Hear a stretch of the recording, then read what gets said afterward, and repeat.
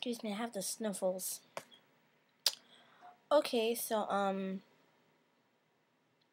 just gonna share a little bit about who and what inspires me as an artist. My favorite photographer is Diane Arbus. If you don't know who she is, you should look her up. She actually had an exhibition, I want to say like 6 years ago, 5 years ago, and then the Met. I don't remember what it was called, but it was really, really good. They showed like different bodies of work, different images that she'd taken, both her personal work and projects.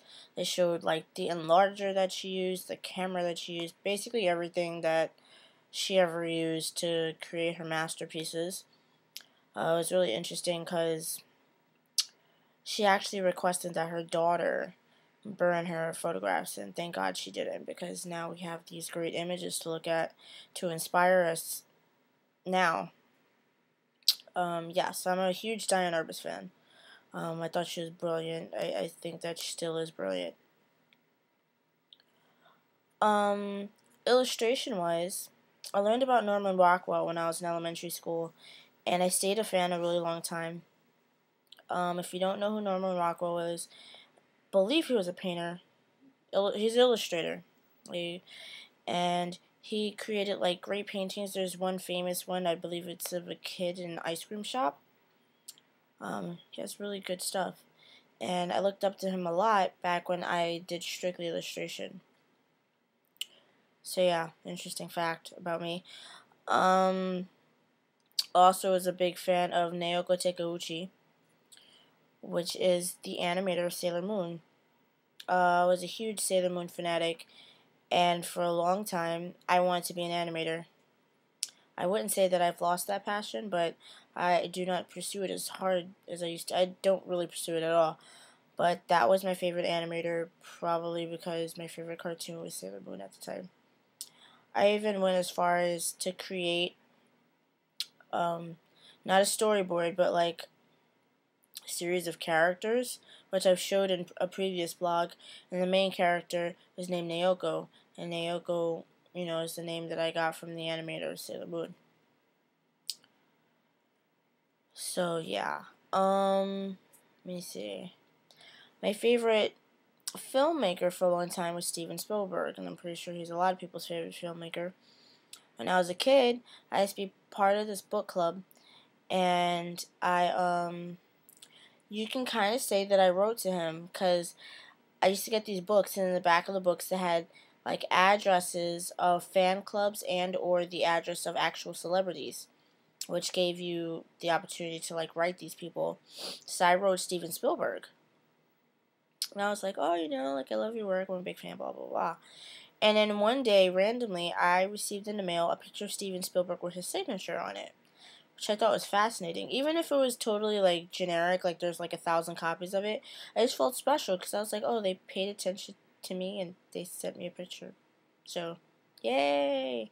Yeah, so I was a big Steven Spielberg fan. I would say that I still am. Film was something that I always wanted to get involved in. I used to want to be a performer, but I always wanted to be part of the creation of a film. Like when a film is great, I want to be like, oh yeah, like part of that was my idea. Like that explosion, that was me. That sort of thing. So,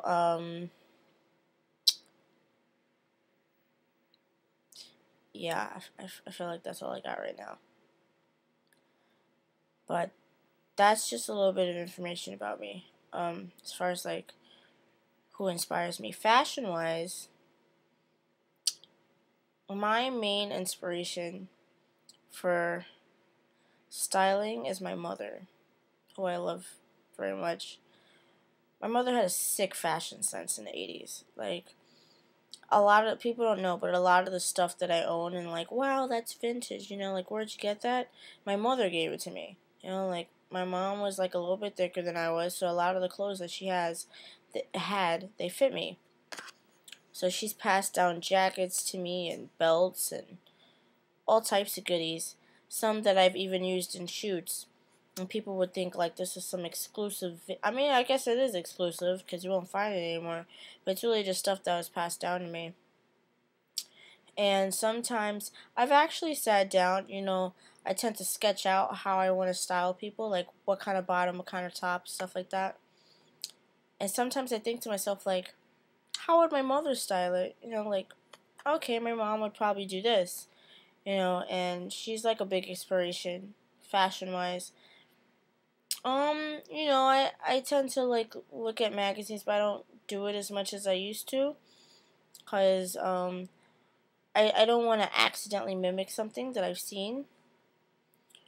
So yeah, I would rather mimic my mom. So she is a huge inspiration in the way I go about styling a lot of stuff, and chances are she probably would have worn it, if not the same, then in a very similar fashion, whatever that particular wardrobe may be.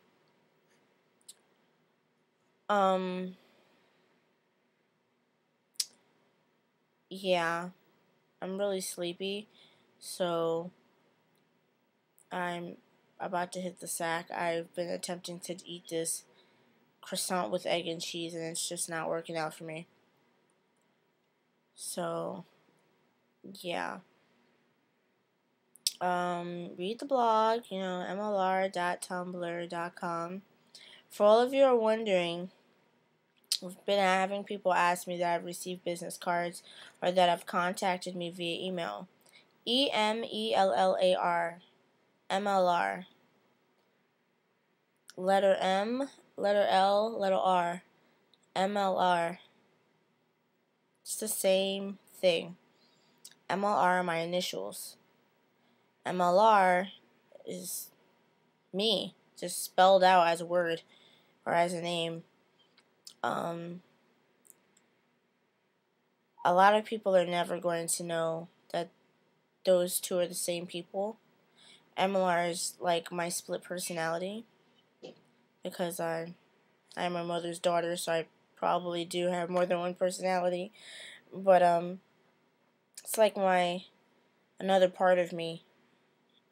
So unless you actually sit here and you listen to my blogs and you read into the things that I say, you'll probably never know that MLR and MLR are the same person. I kind of like it that way, though. It's kind of mysterious. People are always so curious, like, oh, on the call sheet, I saw some girl named MLR. I wonder who that is. And then they sit there and they look around and they're like, I wonder where the stylist is. And I'm just thinking, like, you're looking at her, like she's shooting you, and this is pretty much what it is.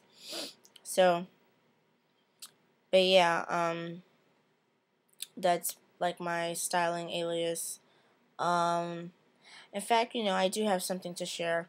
There was a comment made to me by, if you want to call him a friend, then I guess you could. He's a personal stylist. Like, he works one-on-one with his clients. He does, like, personal shopping and stuff like that. At first, he encouraged me to go with the styling thing, because I told him, I never really thought about really going hard with styling until I got published as a stylist. Then, it really made me think, like, wow, people really like the way that I do this. Maybe I should try, to, pursue it a little bit, like do it with other photographers and see how they feel. So, he was gung-ho, real supportive.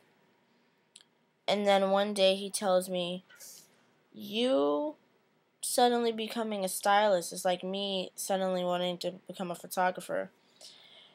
And I was just like, it's not the same. Number one, I don't brag about this because it doesn't really matter at this point, but I designed for all 4 fashion shows in my high school. And I was pretty damn good at it too. So once I opened, and then my last year I was the closing act.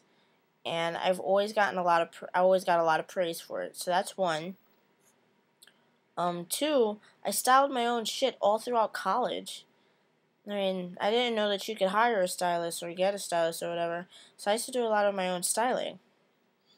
And I never gotten any complaints. And it was really simple stuff like, oh, wear that kimono with a flower on your head type of thing. It's totally not the same. I didn't say anything, but in the back of my mind, I'm like, you don't know anything about photography. You don't know how to measure light. You don't know how to take a light reading, which is the same thing as measuring light. You don't know how to, like, you don't know anything about contrast, low contrast, high contrast, pushing, pulling, grain, film, HC110, D76. Like, you don't know anything about that. So, how is you suddenly wanting to be a photographer the same as me wanting to be a stylist when I know about styling, I know about wardrobes and garments and fashion, and you know absolutely nothing about photography? Nothing, other than clicking a shutter and, you know, basically point and shoot. That's all you really know. So I didn't get upset, but when I really thought about it, I was like, my lord, you are like a complete moron. But he thinks he knows more than me, so I just let him think that. Before the record, it's not the same. I did not just wake up and decide, you know, I think I want to be a stylist. Like, it didn't happen that way. I've secretly styled for a long time. I just, you know, like, I didn't tell anyone. I always see the point. There's a lot of photographers that secretly style their own stuff. And even if they're not the ones styling or doing the pulls, a lot of them have a lot of say-so in what happens. Like, they'll be like, I like that pink shoe with that purple dress as opposed to the yellow shoe with the purple dress. I mean, some probably don't say anything, but some like to have a lot of control, and I'm one of those people. I love having a stylist, but only for really huge projects. And even then, I'm like, I still have a lot of say-so in what's going to happen. Like, I have the final say. So, but yeah, he's always saying, like, very unempowering comments to me. It's very irritating. Yeah. And I feel like you can't apologize for something like that. Like, you can't call somebody an idiot. And they'd be like, I'm sorry that I think you're an idiot. Like, you can't apologize for that. And he does things very similar to that, and it really irritates me. So, but I let it go. Yeah. He actually told me that he wanted me to teach him about photography, and I was all for it. You know, I was like, yeah, you know, like, I'll teach you, blah, blah, blah. I have some books you can read, because that's how I learned. I read books. And, now I'm thinking to myself, yeah, that me teaching you thing probably won't happen. You're going to have to go and get your Photography 101 book and sit there and read and learn about depth of field and all that other stuff. Well, now that I've let that out, I'm going to sleep.